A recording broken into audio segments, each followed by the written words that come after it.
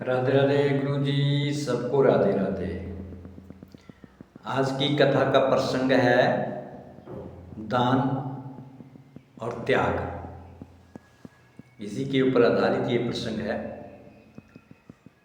किसी शहर में धन्ना मलिक सेठ रहा करते थे। बड़े ही धनवान थे और मातृ पितृ भक्त थे। माता पिता की सेवा करने वाले, उनका सम्मान करने वाले थे। एक दिन उनकी माता कमला देवी ने उनसे कहा कि बेटा, मैंने आज तक 1 लाख रुपए नहीं देखे हैं। तो बेटा धन्नामल कहने लगा, माता ऐसी कौन सी बात है, अभी आपको 1 लाख रुपए दिखा देते हैं।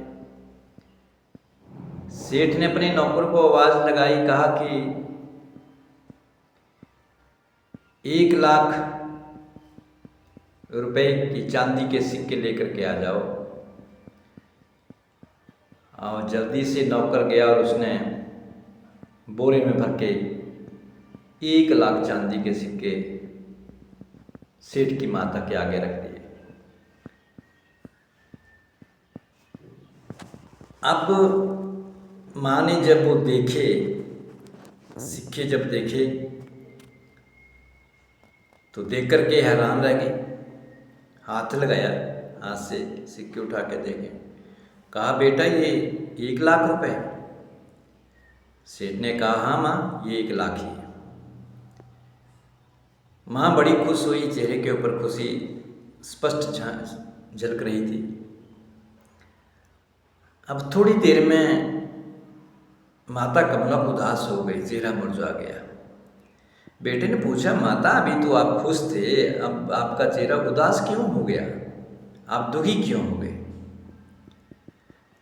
माता ने कहा, बेटा मैं सोच रही थी कि अगर इन रुपयों का मैं दान कर दूं तो।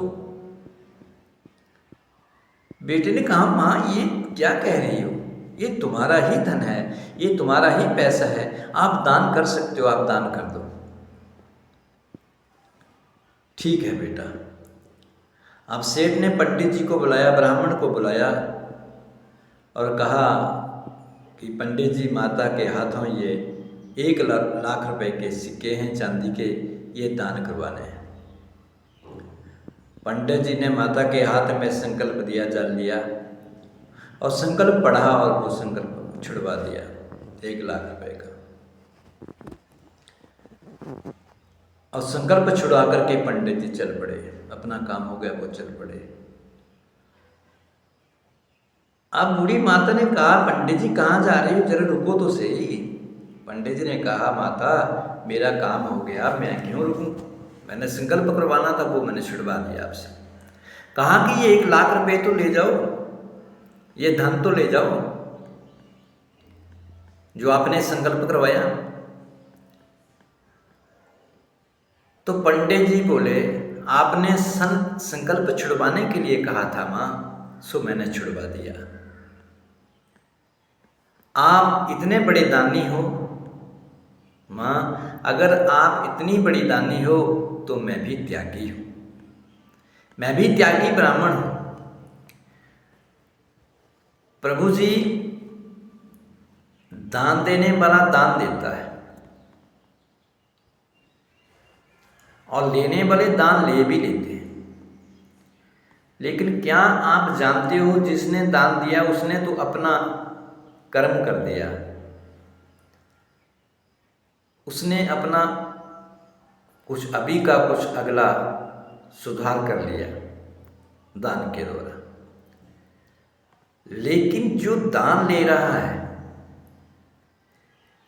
क्या वो उसे भरना पड़ेगा?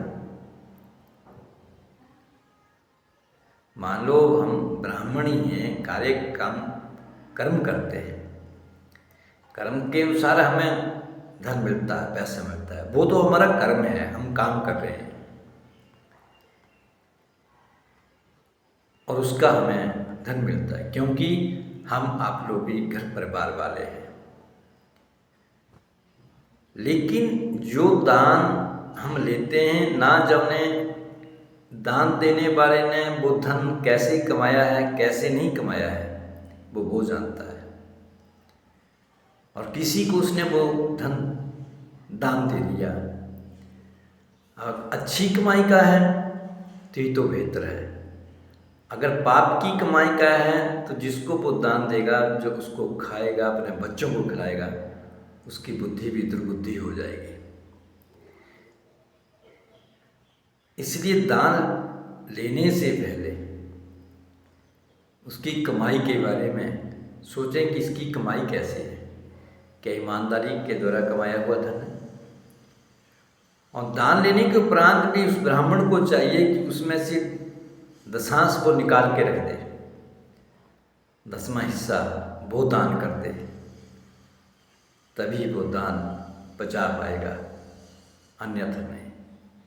या उसके निमित्त उस प्रभु का स्मरण, उसका भजन, उसका कीर्तन, उसकी सेवा में वो दशांश लगा दिया जाए।